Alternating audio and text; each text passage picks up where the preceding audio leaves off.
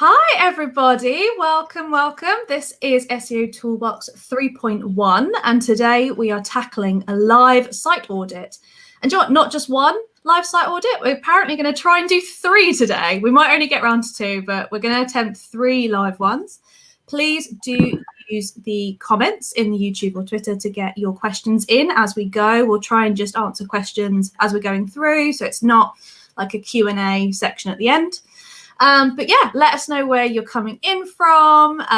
We're really excited to see everybody. We've got someone from Mongolia, from the Ukraine. Really amazing to see so many people around the world tuning in for this. Hi, David. Nice to see you again. Yeah, really excited to see you all. So as I said, this is SEO Toolbox 3.1. My name is Paige and I am the SEO team director at a company called We Are Roast. And I will pass over to Andy to introduce himself.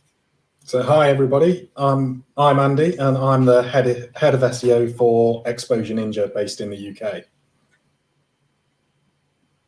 Tristan, do you want to go? Yeah, hey, I'm Tristan Jarman. I am the co-founder of Purple Smudge down here in Brighton in the UK.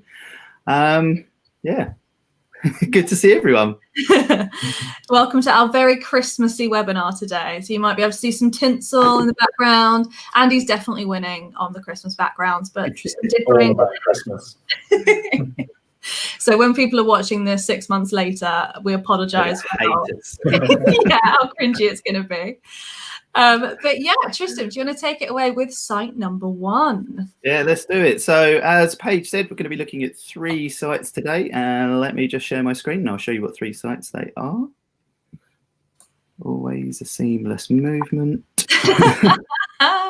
And I've just got to say, I do apologise if you were watching this in the future next year in 2021 and you were annoyed by me wearing this Christmas hat. But we thought it is Christmas, why not have some fun with it? So our first site we're going to be looking at is classicrenovator.com. And our second site we'll be looking at is Tavenu, or I might have said that wrong, palms.com. And if we have time, we want to look at My Backyard Zone for site number 3. So we've kind of broken it down really into sort of a site audit, but looking at the technical SEO side of things. And then just, you know, as I've said in previous webinars, going through these sites as a human being with a task of, you know, for this, do I need a renovator, and how would I look at this site? And so, you know, myself and Andy have met previously before today, just to go over sort of our findings and whatnot, and we'll be delivering that to you today. So before we start, or whilst we're starting actually, something to note is this URL here, and something I always do when looking at any site is just to make sure all versions, and what I mean by all versions of your site, so you'll have the HTTP non-www version of your site, then you'll have the www version of your site, and then you'll have an HTTPS if you are secured with a www and with a non-www. And ideally what you want is them all to be 301 to resolve at one URL. So I always just come in to the address bar and just run little checks like this. So I'm just going to take out the HTTP and the www and hit enter. And straight away we're seeing that is not a good sign. And so having a look in Semrush, we can see what do I want to type in? There is a certificate warning here, if I can find it. There we go. And so it's saying here that there is a certificate issue, and we're seeing here that, I don't know whether either of you two, Paige or Andy, would be able to sort of delve in a little bit more into sort of what the problem is here and how we can help Classic Renovators resolve this. Do you want me to take this one? Yeah, go for it, mate.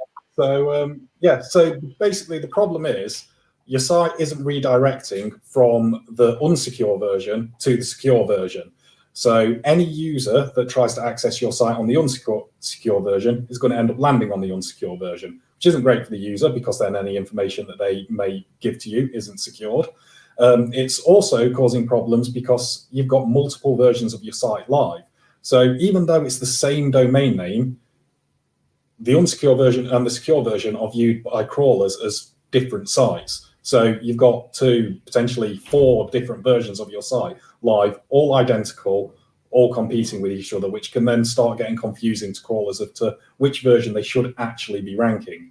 So what you need to do with that, to deal with that, is you need to set up a redirect rule to force any user that lands on your site to move to the secure version and move to the www or non-www version, depends which one you want to use. Doesn't really make a difference if you decide to go www or not, but you need to pick one and you need to stick with it, and every page on your site needs to go to that version of that page.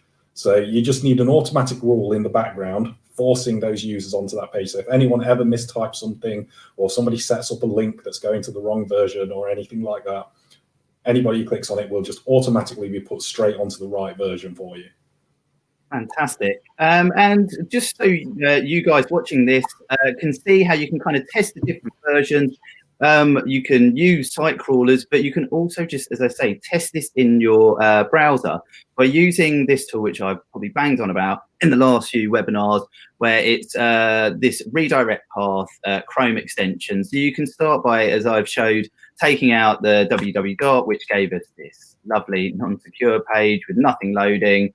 And so then we'd try the second test with the HTTP and www, and that does load, so we can have a look in here. Computer. And so we can see the steps it's taking.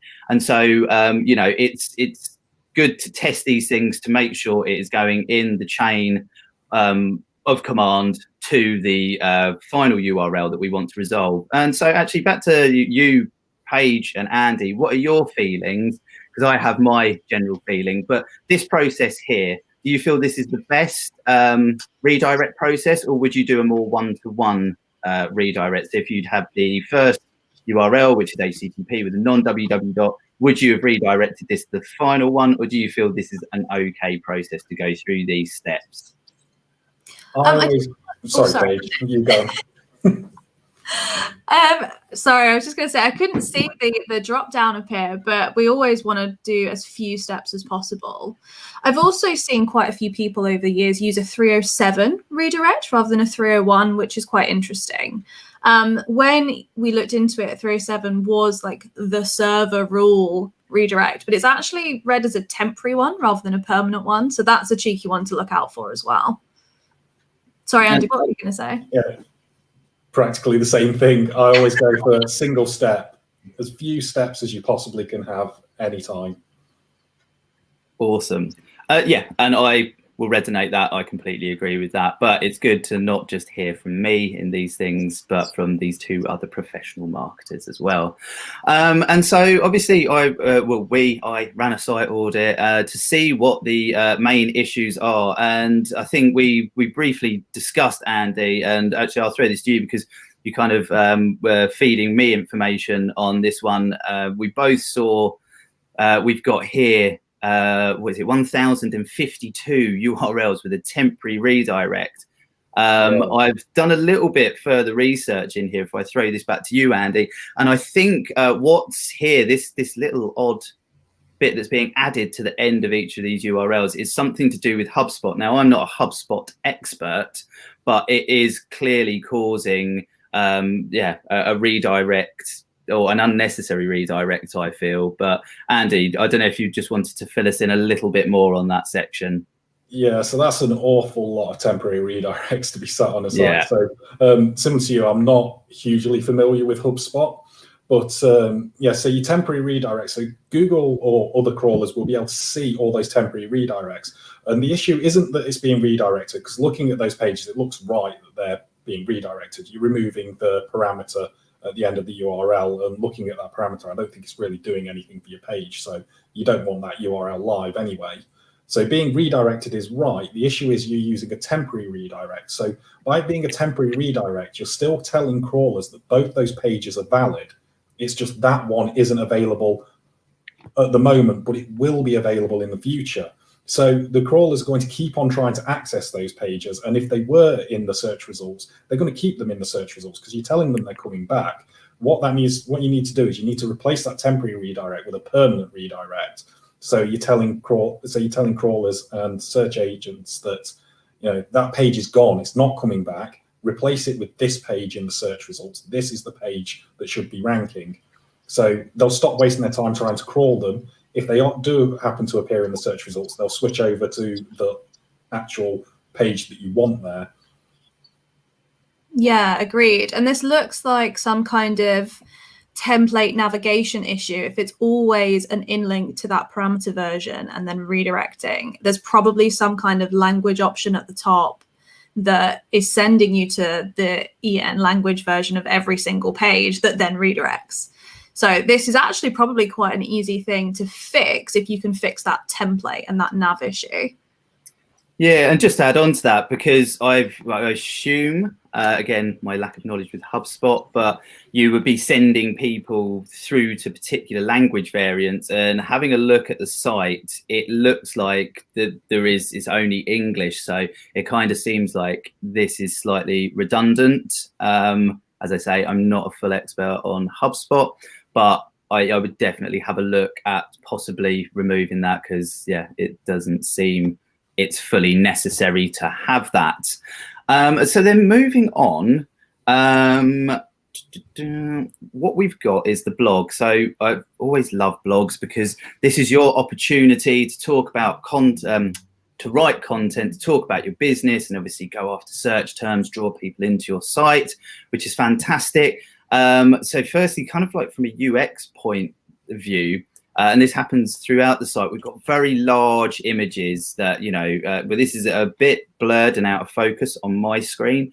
A huge image that we've got to scroll through for, so kind of, you know, if you're selling your renovation business and skills, you'd want to have sort of premium images of work that you've done, in my opinion, and also reduce the image size down, because, you know, I'm having to scroll all the way down for these images to then get to, you know, what the blog post is about. And then just carrying on with the blog post, I think there seems to be only 4 blog posts here. Now, there's clearly a number of questions. So this company does renovations, carpentry, bathroom remodeling, kitchen remodeling as an example. So there's a whole host of questions being asked around these sort of projects, and, you know, what a company like this does and how much things would cost, etc. And we've only got 4 blog posts on here. And then through a little further research, what I came across was, punch this in quickly, an old WordPress site that is related to the classicrenovator.com website. And as we can see, there's blog posts going back to 2016. And so from my point of view, there's not so much benefit having all these blog posts written over here on this site, when this is your main site. And this is also, sorry, a WordPress hosted blog. So I would possibly look at taking some of this content and migrating the relevant content over to this blog to start driving traffic to this page. Guys, I don't know if you wanted to add any more to that. Yeah, so absolutely. I'd be looking at that old site and checking through your analytics and working out what's your best performing content on there. And that needs to be over onto the new site. Blogs are great opportunities to answer your customers' questions and deal with their pain points. So there's going to be I'm sure there's plenty of people searching for painting services, what these guys provide. I'm sure there's even more searching for tips on how to paint properly that can then be convinced to hire a professional painter. So that's where your blog's really valuable and really going to add the value to your site. It's capturing those people that are looking for information to resolve those pain points that you can then convince to buy your services. Yeah. And just to add my 2 cents in there, for the love of God, do not migrate every single blog post from 2016 onwards. Go and have a look in any kind of data that you've got in the back end of that WordPress blog and find what's really valuable as Andy said, find those blog posts that are going to really help inspire trust in you, particularly when you're looking at a business, potentially a local business. People want to see the work that you've done, the examples of stuff, something that gives them a little bit of a flavor of who you are and the kind of work that you do, that you are someone they can trust, particularly with these kinds of like renovation-y type things and home like decor. You want to see those trustworthy things. But yeah, so cherry pick those pieces of blog content to move over. Don't just carry over like 3,000 blog posts, please. No, I totally agree on that. And then so moving on, you know, as I say, part of doing a site audit is sometimes just being a human and delving through a site or trying to complete a task on a site. And so, you know, I'm having a look at the see our review section of the site, because I was imagining I want to purchase some services, so obviously I want to see some reviews. I'm imagining I've never had my kitchen remodeled, but if I did, I don't imagine it's going to be cheap, so I'm going to need some you know, proof, and I was going to say another word that doesn't exist, some proof of why I should be spending my money with you. So I had a look at the see our reviews on the testimonials page, and so just scrolling down, I'm having a look through, and I was like, oh, these are great. And so I'm trying to work out where these are coming from, and it looks like it's Google My Business that they're coming from. So I went off to have a look at Classic Renovators Google My Business page, and just make sure I put up the right one. And so when you type in Classic Renovator, this is the Google My Business page for that company. But when you're having a look at these reviews, you can see here that there aren't any reviews for this Google My Business page, which is odd. What I found was there's two Google My Business pages, one called Classic Renovators and the other called Classic Painting and Home Improvements Inc. And this has got the 16 reviews, which has got all the lovely, I can't bring up the images at the moment, but it's got all the lovely images that are being populated for this page. So Andy, I'll throw it back to you about, although we said we didn't necessarily know how to put these two together. Actually, I'm going to continue talking as I'm halfway through it. Apologies.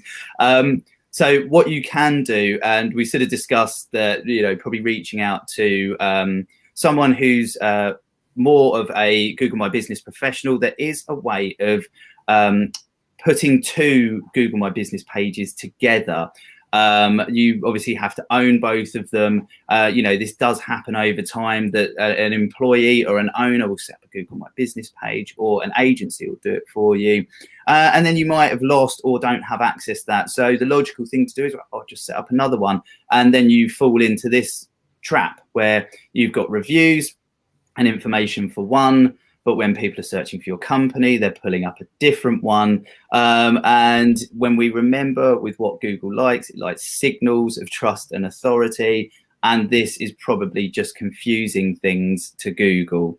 So if this is your site, I would definitely have a look at taking both of the listings and putting those and merging them together. What else have we got to cover? Because we've got a couple of minutes left.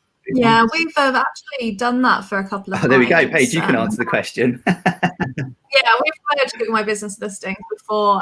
We had a company that it owned a load of quarries, and they bought another company that also owned quarries. So we had to merge and combine and move over a load of Google My Business listings, mark some as closed, move some over, merge others. It is fairly, easy is relative, but for anything to do with Google My Business, Google's tried to make it as easy as possible to try and help people who are local businesses do these things. So there are a lot of resources online. And if you're really lucky, you can get Google to ring you and they can just talk to you on the phone and sort it out. Nice.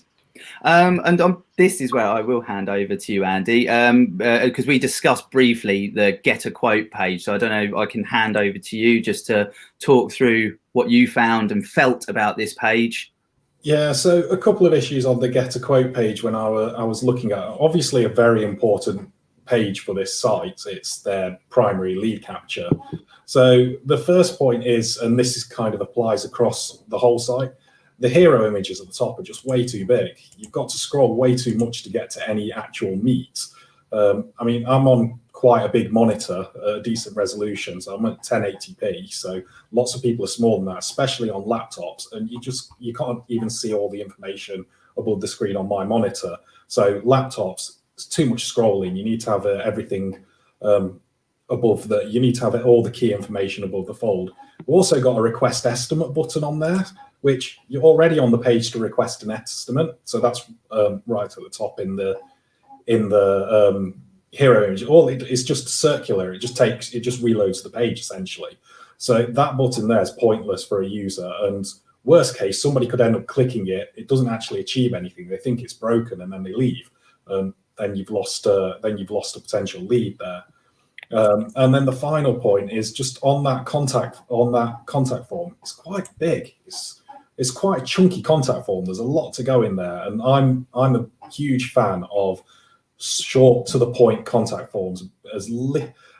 Make the user give you as little information as possible. You obviously need to collect all the information that you need, but you want to make it as easy as possible for them to give that information. Every field you add is another field that gives somebody a chance to say, I can't be bothered with that, and leave. So I'm guessing from the type of business this is that you're going to have follow-up contact with them to arrange everything. So all you need at this point is to gather the information you need to take that next step, which I'm assuming through your process will be you'll get in touch with them and then discuss the project in more detail. So just get the information you need for the next step. You either need a one-stop shop, you get everything that you possibly can, which I don't think is going to be possible for this type of work, or you need to get only enough information to make the next step, because the more information you're asking them to give you, the more chances they just won't be bothered and they'll go somewhere else.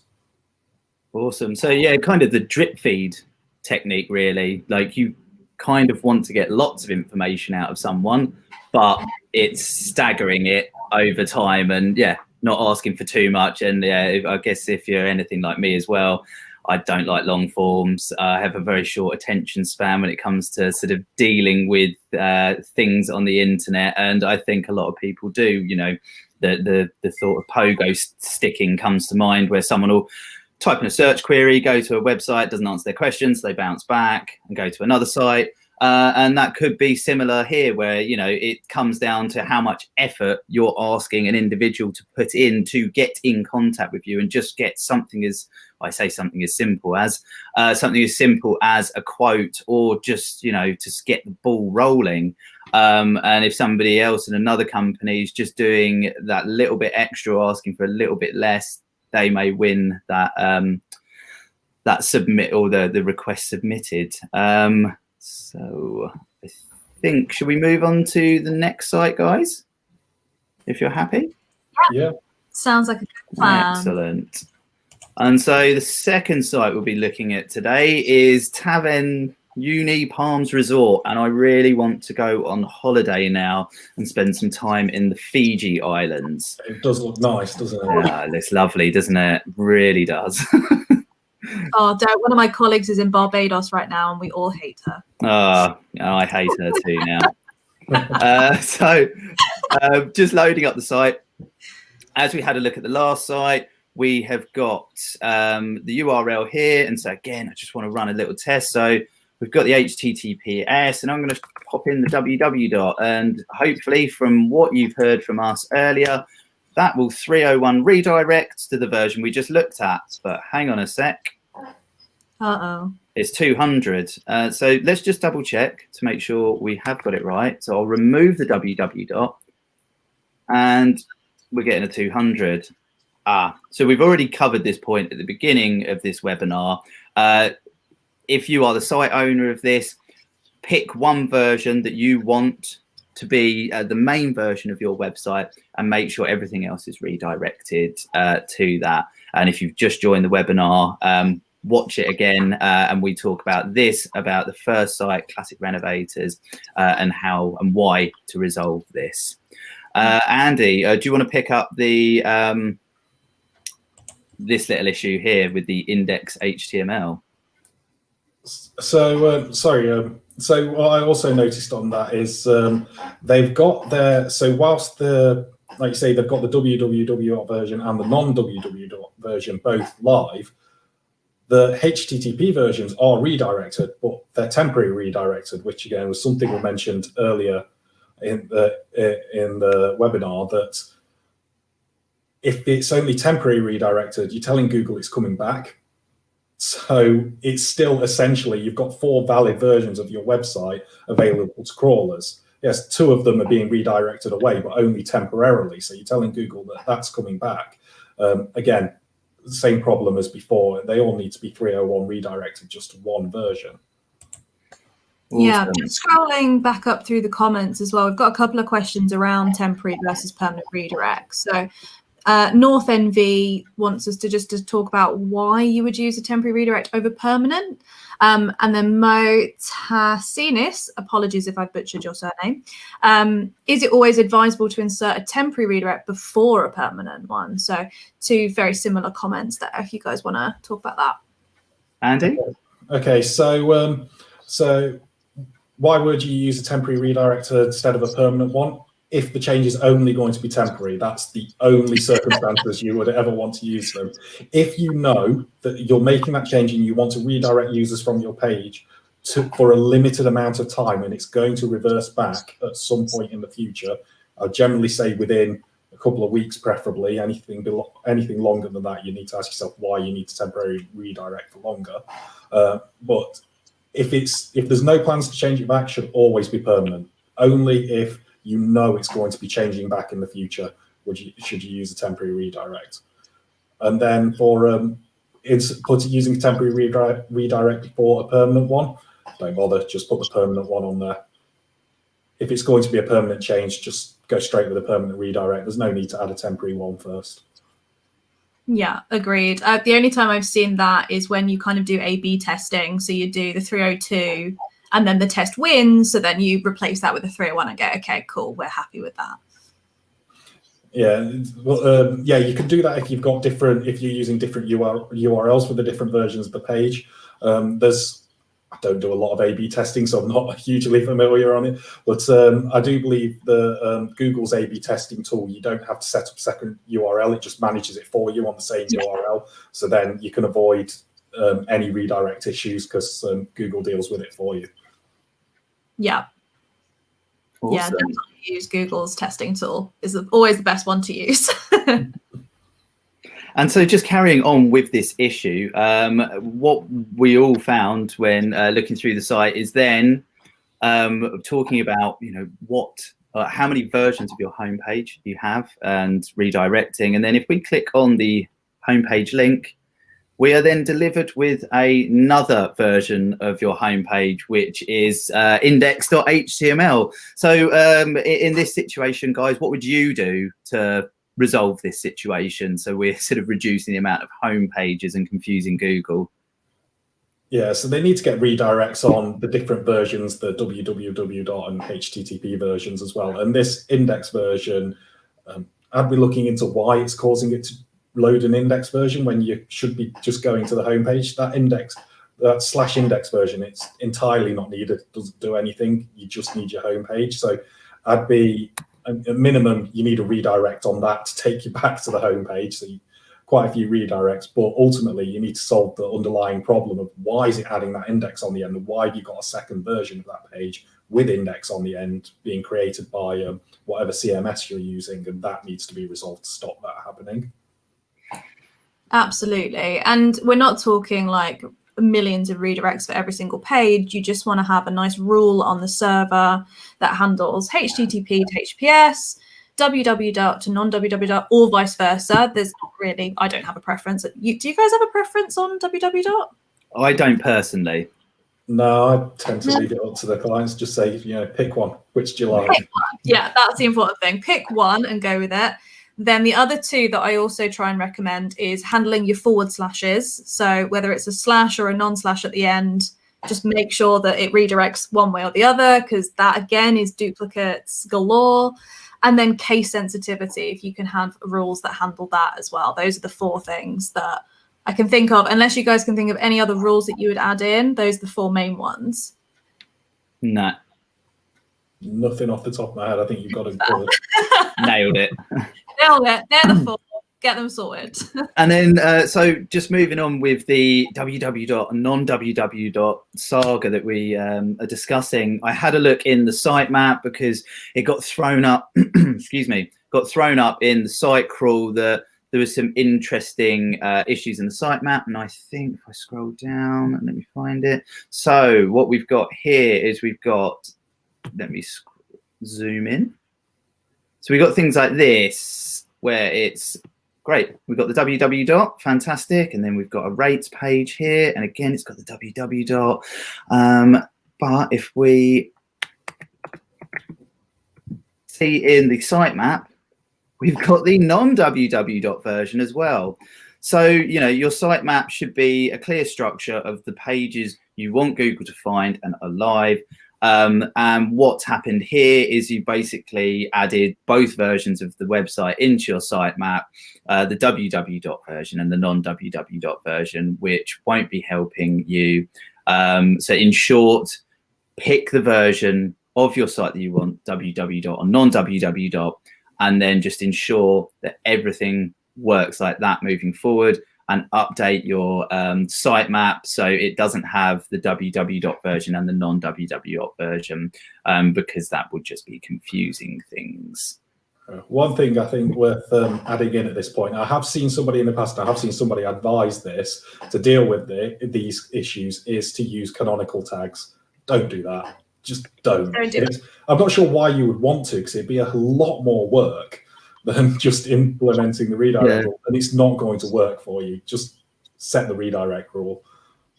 Yeah, completely agree, Andy. The amount of times I see canonical tags, they're basically like a tiny, tiny band-aid on what is like a gushing wound. And you're like, these are only suggested things. Please don't use these.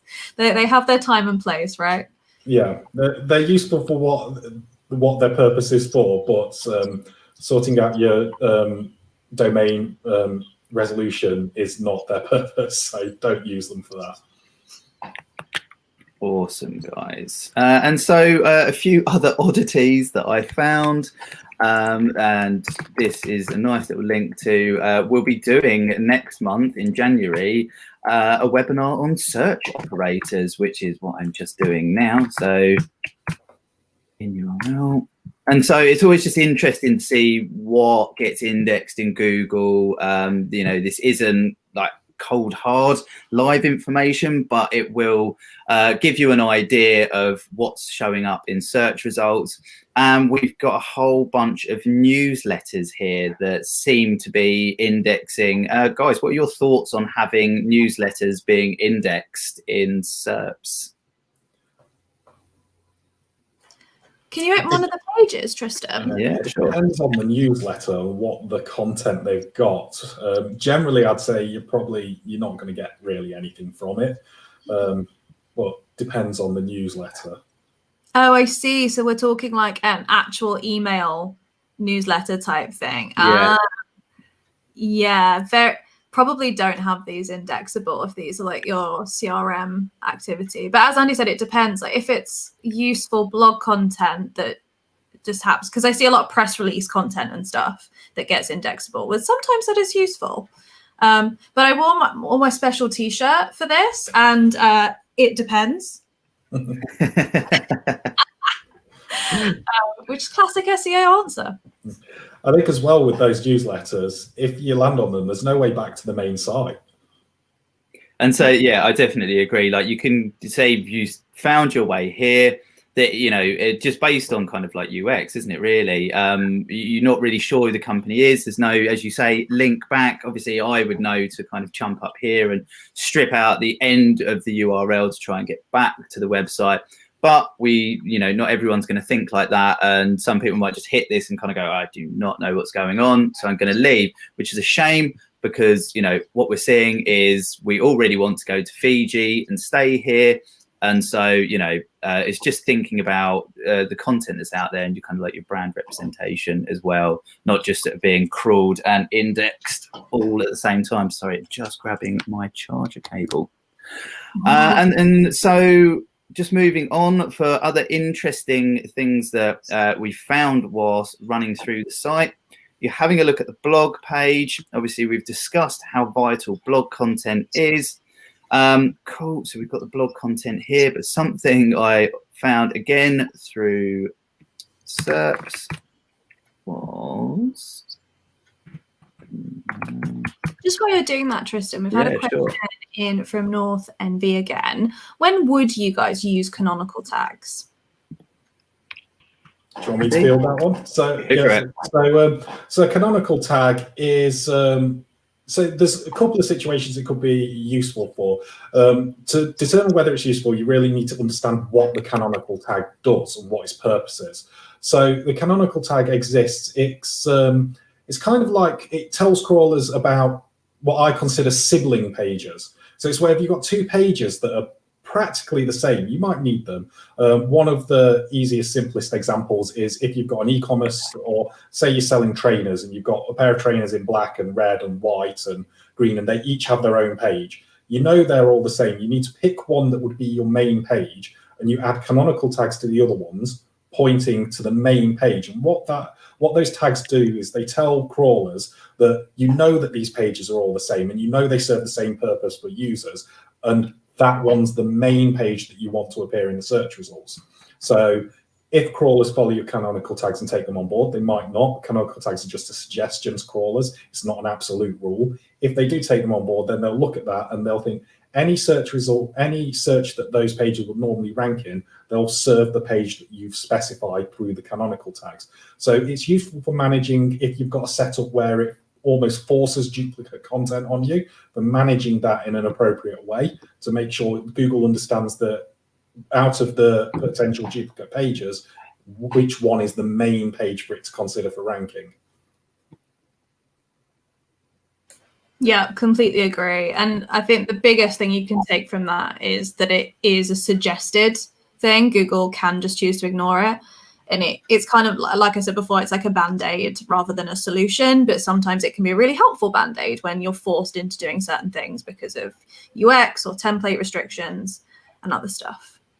Yeah, so as well as Google ignoring it, they might ignore it and override it and choose a different page to work as a canonical. You can see it in, if you use Google Search Console and you look at your page data in there, it will tell you if Google's honored your canonical or selected a different page as a canonical. Yeah. Agree with all of the above. But yeah, as we were just saying, so you've got a blog section on the website, which is great. But whilst I was having a look through the search results, I came across this interesting anomaly. So I was curious by how the blogs worked. So let's open up a blog page. So I've opened up this first blog post here, and already I'm kind of concerned because I'm not sure where I am. I'm not seeing a homepage link, a logo. Am I still on the same site? And then what I'm seeing up here is this /script folder, /preview PHP. I'm not a PHP expert, but this isn't how a blog would normally work. You know, you're a company that's selling holidays, and so you want to sort of sell trust as well. And I'm slightly concerned when stepping into the blog, having a look through this. Hey, how do I get back? So let's try and click back. But now I'm still in the blog section, but I'm not on the website as per se. I've got no way of clicking back to the site, it would seem. And so what I did was I used the search operators again. So I searched for the domain, and then I'm looking for the in URL. So in the actual URL, I'm looking for the script folder wording, and that has now shown me all these different blog posts, but look how they're rendering. It's, you know, there's a few here that actually have specific titles, but a lot of them I'm coming across have design blog PHP script demo. If I'm buying, let's go back.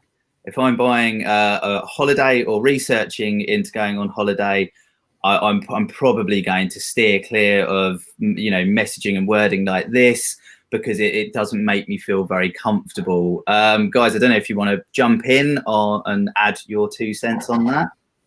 Yeah, it kind of makes you feel like you're getting to a part of the site that you shouldn't be, which then makes me worry a bit about, do they really know what they're doing online? And then if you're buying a holiday online, holidays aren't cheap. You know, you're spending a lot of money.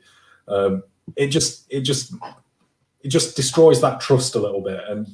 And certainly for high value items like holidays, you've got to have that trust with your users to convince them to spend their money with you. So it just niggles away at that trust a little bit, and just means that, you know, probably I'd bounce off the site, I'd go somewhere else and find a site where I'm not seeing that and book my holiday with them. Yeah, I totally agree with that. And oddly enough, or not that odd, I was frauded recently. I won't name who I think it was from using the internet, but it's quite a reputable company. And so, you know, fraud is seemingly increasing over time. And so, as Andy mentioned, it's about building confidence, or actually, as it says here, book with confidence. You know, and we're all becoming smarter these days at sort of, you know, how fraudulent activity is happening on the internet. And so if you're not feeling comfortable and seeing the right trust signals, the chances are you probably won't go through with a purchase from a site that you're not feeling so comfortable with. Yeah. And Tristan, I think that goes back to the whole HTTPS thing as well, because you want that padlock at the top. I know, was it Barclays Bank did a whole campaign on making sure that you see that padlock when you're on a website. There you go. I mean, that's exactly the point, isn't it? So, you know, I'm not sure I've seen how much these holidays are, but for me, my perspective, I don't imagine they're cheap. So, yeah, you really want to build the trust and experience. And so I realised we probably should jump into the third site shortly, but I'm just going to go through a couple of content and UX points based on what we were saying about you really want to be delivering that trust. Now, what I quite liked was the see and do section. And I was like, oh, amazing. This is what you want to see on a site like this. You know, I would have questions if I was going to Fiji. I like surfing. And so there was some surfing information here. Why can't I see it in front of me? It's about 3/4 of the way down, just below deep. There we go. Tell it's getting to the end of the week. Okay, so that's odd. I'm not able to click through. But let's go to the see and do page. Essentially, I'll explain what each of these sections do. Is it actually just jumps through to one page of content, and these just are like jump links to each section. So there you go. Paddleboarding, this is jump to when I click paddleboarding here. And as I say, I'm a surfer. Well, I like to surf. I can't say I'm a surfer. And so, or say, you know, I'm in scuba diving. You know, you really want to have a look into what's available, what you're going to see in the sea. Is this costing me extra? How long's the excursion? All these elements. And as I say, for surfing, I'd want to know kind of, you know, what's the conditions like? Is it for a beginner, intermediate, or advanced surfer? Because I don't want to get out there and it's for advanced surfers. I'm not Kelly Slater, and I'm going to break my neck. So, you know, having a look here at scuba diving, so awesome. So we've got a picture and some content here, and then we scroll down a little further. So there's a little bit more content here, but all the things I just mentioned aren't hugely covered with, you know, excursions, how much they cost, the timings of excursions, etc. So here is a fantastic opportunity to you know, build content to draw people in with particular search terms to drive traffic to your site. But also, yeah, to you know, why should people be booking through you? Because you're not just you know, a resort company. You offer all these other experiences, or can at least let people research into an experience, because you kind of have the buying cycle. And I know, you know, when I'm looking for a holiday, I want to see where I'm staying and what's available, you know, in and around the resort. And, you know, this page or this page or separate pages, if you wanted to break it out further, just could be giving you so much more information. Yeah, you guys got anything to add on that? Yeah, so for me, looking at that page, and they do the same with the occasions page. By grouping everything together, you're missing potential customers because they're going to be looking. There's lots of very different experiences there, and you've grouped it all together in one place. That's not going to appeal to everybody. Speak to your target customers, and you've got a variety of target customers. Speak to them with their own content. So if you're a surfer, for example, you might be interested in stargazing, you might not be. By having it all on one page, they're very different experiences, and you're trying to lump everything together. You know, you've got scuba diving and cooking lessons, and you've got bird watching and surfing, and they're all very different. So you need individual pages for each one, and you need more content, as Tristan said, that you need more content for each thing, and you need to expand that out. But you need individual pages for each one instead of one place. You've got the same with occasions. You've got honeymoons on the same pages as family vacations. Those two are very different things. People that are looking for a honeymoon holiday are looking for something completely different than people that are looking for a family vacation. So by separating it out, it gives you that opportunity to tailor that content to the people who are interested in it. And that's when you're going to get more traffic, because it's going to rank better for the search terms they're using because it's tailored for them. And you're going to convert them better because you're speaking to them through your content. Paige? Yeah, I think that's kind of answered. We've got a question from Asante Africa about, like, do you prefer a separate web page for each activity? And absolutely. I think always think about the keyword you're trying to target here. So you're targeting honeymoon experiences. If you Google, and it's my biggest piece of advice for anyone trying to do SEO, Google the thing that you're trying to appear for. What actually turns up? It's going to be a single page on that topic. And that's going to be the same for anniversary holidays, all of these things. First of all, Google it and see what content they've got, because essentially the person in position 1 is the one doing that best. How can you kind of copy them and do that better even? And then the other thing, particularly in this remit, it's a hugely competitive landscape. Talking about anniversary holidays, there are massive competitors in that SERP landscape. What about yours is like niche? What do you offer that's slightly different? What's your USP for your business? And try and target that query with your content. Totally agree. I mean, just on the anniversaries thing you were just saying about, so this is the anniversary section on the occasions page. We've got an image, and then we scroll down. There is, I think this would be some text, then with a review testimonial, which is awesome. But now you're kind of saying, check accommodation and availability. If I'm flying all the way to Fiji for an anniversary, I'm going to need a little bit more than that before I go and check out the accommodation. And sort of just, I guess, the last bit on this site really is there's a few other sections. So you've got the gallery section, which has got a ream of photos. Let's just have a quick look. This will all come together nicely. So we've got all these images.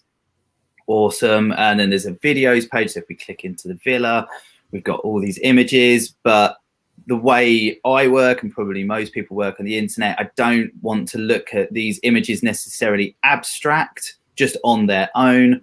I need some context. So I'm going to go into the villas page because I'm excited to book my villa. So I would expect there to be, again, a ream of villa information, put your teeth in. There should be a wealth of images that break down each villa and then the areas of the villa. So if, you booked on booking.com or one of those, you're having a look at your hotel or resort, and it'll show you that, and then the particular room or villa that you're booking and what's inside there.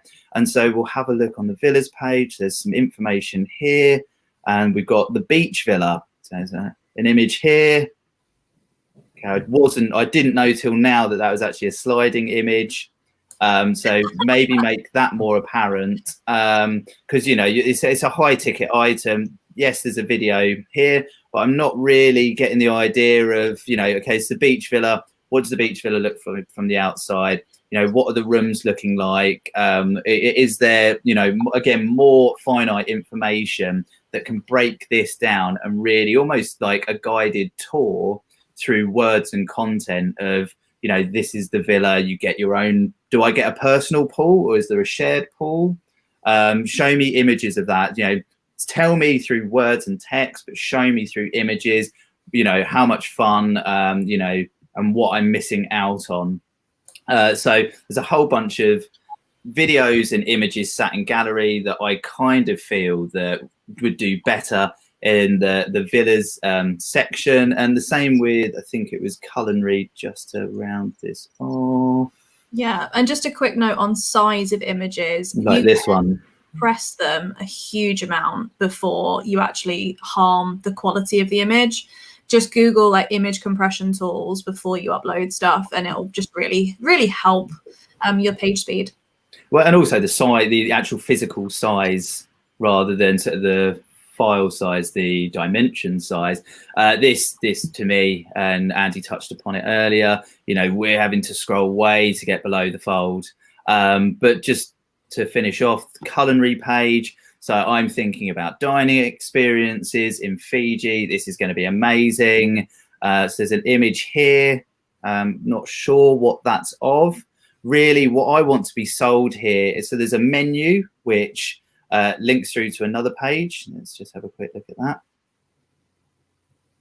But again, I'm just seeing a lot of words. I'm not seeing how beautifully made the food is. Well, where's it being made? Who are the chefs, the kitchen staff?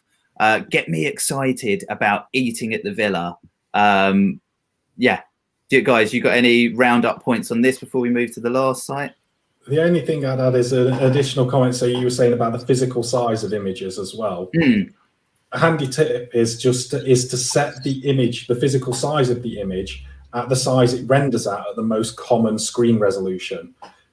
It helps a little bit. Each image, it's not going to make loads of difference, but it's just a little bit less work for the browser to do to render that page. So it just makes it a little bit quicker. And especially if you're an image-heavy website, it can make big differences to page loading time. Totally agree. Absolutely. And dare I ask if these are mobile-friendly pages as well, when you were talking about above and below the fold? I don't know if I checked that for this site page, but if you are the site owner, I can certainly have a look at that. And just so I don't leave anyone in the dark, mobile friendly test. So if you Google mobile friendly test, you could just do something simple as this. So let's just actually do this live. And we can quickly see if this is a mobile friendly page. And of course, this is going to take way longer than I would have liked as we are live. Yeah, there's a lot of questions in the chat about like what should the width be, and I guess that's the beauty of having a responsive site, is that everything is responsive and it resizes based on the device that you've got. But you can get display width from GA, can't you, as most common? Yeah, I believe you can. It's not something I actually look at that often, but yeah, my memory serves me correctly. And so we'll wrap up with this site and move on to our final site, My Backyard Zone. So this company sells robotic lawn mowers, robotic pool cleaners, outdoor heating, pizza ovens, and above ground pools. Probably loads of stuff that would have been great this year to be outside in your own backyard. Andy, I know you had some points on this. Did you want to start off?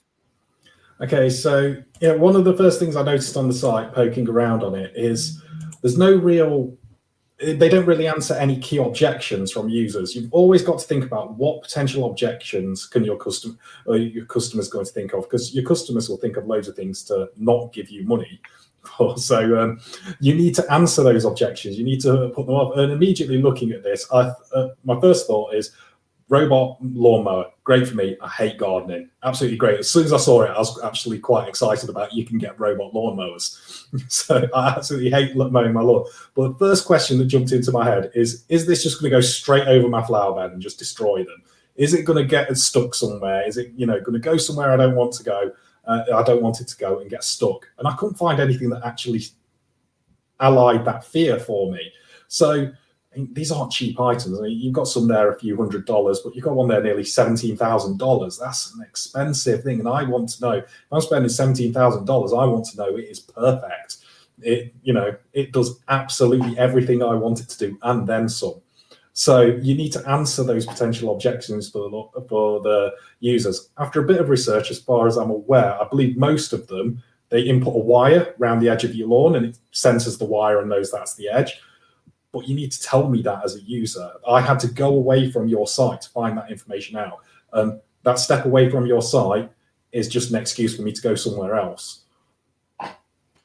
That's really interesting, Andy. Now, I know this is an issue for a lot of e-commerce websites, introducing content onto potentially this page, but that's quite a lot of detailed information that you might be looking for. Would you create like a supplementary information page for this? Yeah, so adding content to e-commerce can be it's one of those things. It's you're forever fighting against yourself. Content helps SEO, but on an e-commerce, you don't want a load of content above your products, and users have got to scroll 5-6 times before they actually get to the products. You've got to balance content versus user experience. So there are some ways you can approach it. You can split the content up, have key points at the top. You've got a bit at the top there, and then put more detail at the bottom, although that stuff at the bottom, users probably aren't going to see it. Or you can have a read more button, so you have a bit of a taster sort of to hook their interest, and then if they want to see more, they can click a button and it unfurls more text. Or you can use a supplementary page and read more. You can go here and see this content here and have it there. It depends. It's going to vary on the industry. Favorite SEO phrase, it depends. But it depends on your industry, your niche, what your customers are like, and your app setup. Do what works best for your users. Don't worry too much about the ranking. Obviously, you need to think about it, but don't worry too much about the ranking. Work to what works for your users, and then worry about the ranking after you've worked out what works for your users. You can get the best ranking in the world, but if it's a horrible site for users, you're not going to get any conversion, so it's kind of pointless. So make it for your users first, ranking second. Obviously, a really close second, but users first. Totally agree with all of that.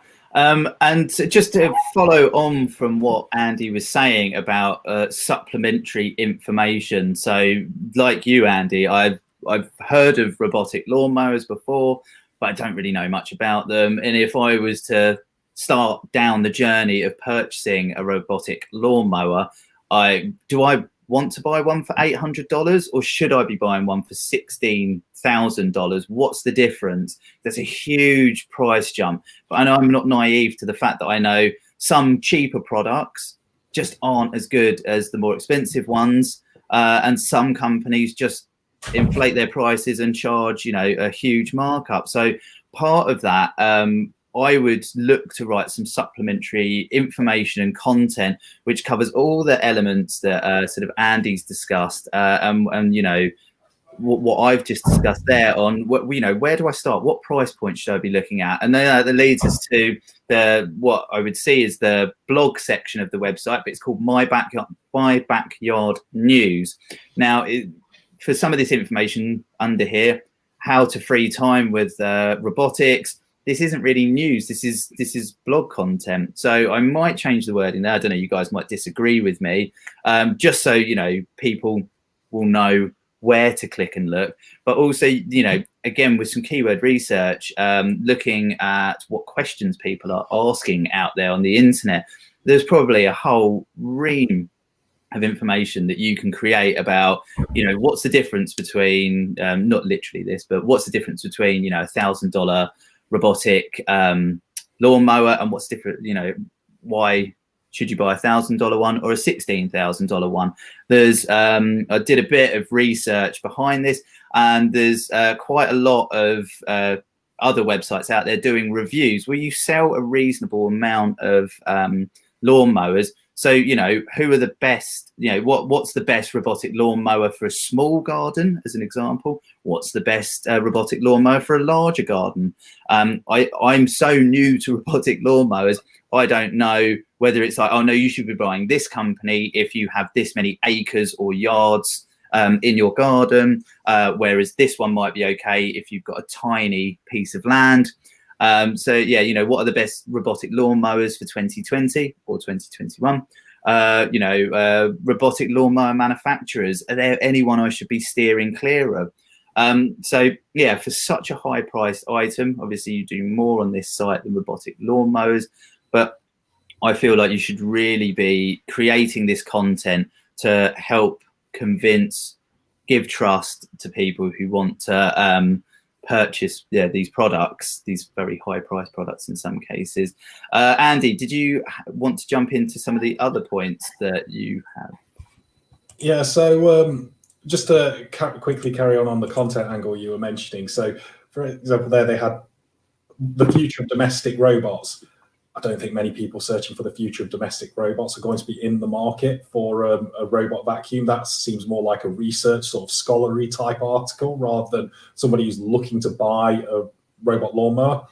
So I think content perhaps missing the right angle there. You need to think about what appeals to so people that are in the market for a robot mower, what appeals to them? So it's a labor-saving device. It saves them time and bother of having to go out and mow their lawn. So write content around things that would appeal to somebody who doesn't want to spend a lot of time doing their garden, but doesn't want to spend a lot of time gardening, but wants to have a nice garden. They're your target audience. So you need content that relates to them. So tips about, how to garden easily, like tips to keep your garden nice without putting much effort in.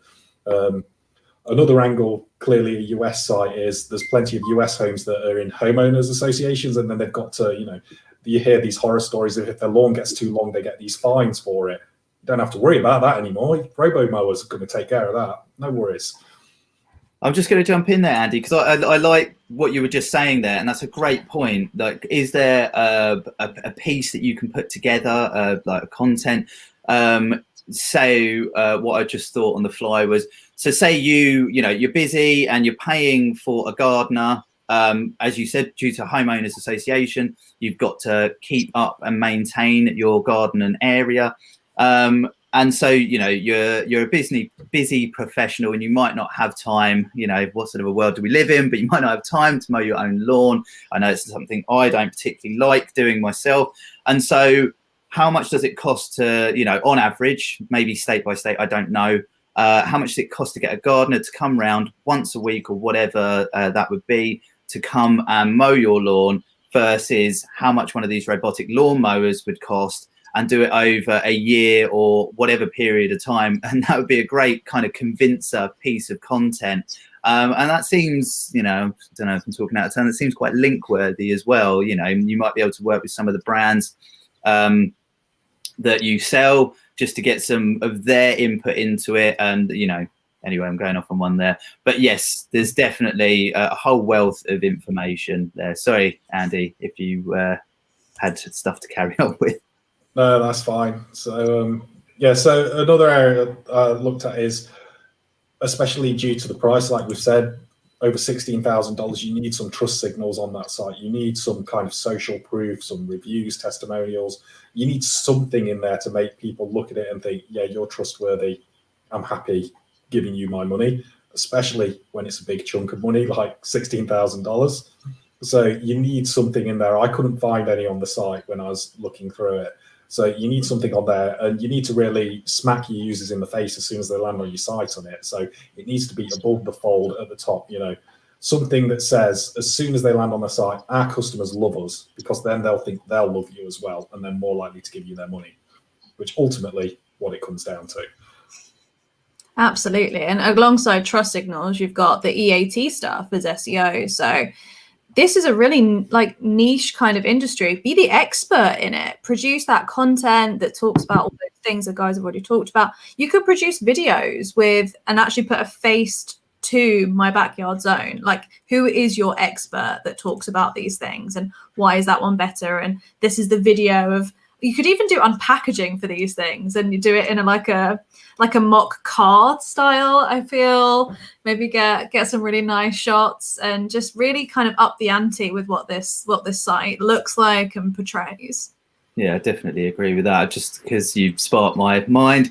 You could have unboxing straight through to kind of like first use, or after a month of using, what problems does the $800 one have?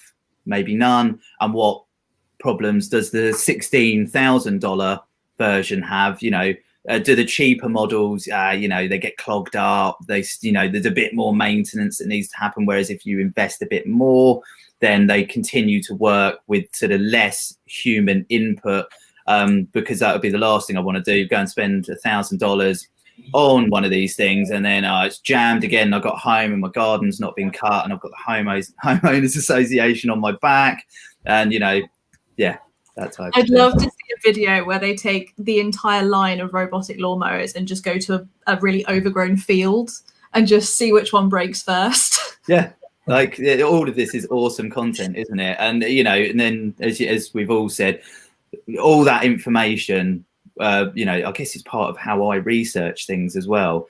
You know, all that information would allow me to be way more comfortable spending that kind of money on a robotic lawnmower. Yeah. So we're kind of past the hour mark. So I don't know if we've got time to answer any questions. I think we've not had too many more in. I think everyone's really just going and buying themselves a robotic lawnmower. I know. I so want a robot lawnmower now. I really want one. Oh, this is great. I guess there was one question that I saved from a little while back, which is actually a topic we were discussing in my agency recently, which is about the frequency of posting blog content and like what's the best amount of blog content and how often should you be posting for freshness. Andy? Oh no, have we lost Andy at a critical point? It's funny because even within my own company, we were a bit like divided, because I was saying once a week should be enough for like freshness factors, but we've got other people that want to be putting out pieces of content like like every single day. And I'm gonna say it now. I hate it when people publish posts every single day because I feel like it's just content bloat. Yeah. And how many users are reading that every day? Yeah, well, because I've been talking to a number of people recently, and sort of, you know, obviously we want an ideal amount of content to be put out so Google sees the content and freshness and whatnot. But it also comes down to your internal resource budgets, stuff like that. You know, how feasible is it? How many? If you're a one-man band or you have a small business and you're kind of like, you know, we're not even getting posts out once a week. It's, you know, don't stress yourself out. You want to produce great content, but I always say you've got to have a balance, and yeah, go from there. Hey, Andy. Sorry about that. I'm not sure what happened. My internet just disappeared for about. It's always at the crucial moments. It said we've gone over the hour, and that's it. You're done. So, do you want me to jump back in? Yeah, go for it. So, I was saying, I don't think there is an actual you should post this often, because lots of people go like, oh, post a blog every week at least, and then you just end up churning content that has no real value because you're just blogging for the sake of blogging. Absolutely, blog regularly, create regular content, but make sure you've got something worthwhile to blog about, to create that content on. Don't do it just to create a blog to hit a calendar date. Yeah, you're just going to end up producing rubbish, and it's not going to rank. And overall, it's going to pull down the quality of your site because you've got all this great content, and then you start putting up some bits of rubbish just to hit a deadline, and it starts to almost pollute the quality of your site in terms of, instead of it being all great, it's mostly great with a bit of rubbish. And if it keeps on going on, you can end up with sort of great, lots of rubbish, worst case, and nobody wants that for their site. So absolutely blog regularly if you've got something to blog about, but make sure you've got something to blog about. Most of the times you'll be able to find something to blog about if you know what you do with keyword research and looking into data and understanding your market. Good idea. Just, you know, haunt some popular forums in your niche and see what people are talking about, and then create some content that answers the questions that they're asking. But yeah, make sure it's valuable content. Absolutely blog regularly, but make sure it's valuable content. Absolutely. Couldn't agree more. And you can do that in 200 words, 100 words, 2,000 words, depends on your industry.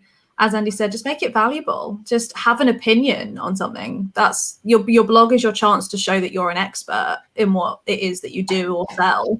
So prove it. Yeah, I just want to resonate that, about the value thing. Like, don't just churn it out. Offer value, answer questions, represent your brand. As you were saying, Andy, maybe if you become a content machine and keep churning out more and more, that the quality starts to lack. And, if we look at buying $16,000 lawnmowers, what's that going to say about the brand? It's kind of like, oh, I'm not sure I want to buy it from here. So yeah, always make it valuable. And yeah. Fab. Awesome. Well, I think that is everything. Thank you guys for joining us tonight. It's been fun. It's been really good fun. I hope you guys think that too. Everybody in the comments, thank you for all of your questions. You've made this really, really useful. I hope if you've got anything that we've not answered, please just stalk us on Twitter and go find us, and we can answer whatever you need. But yeah, thank you very much. And thank you guys.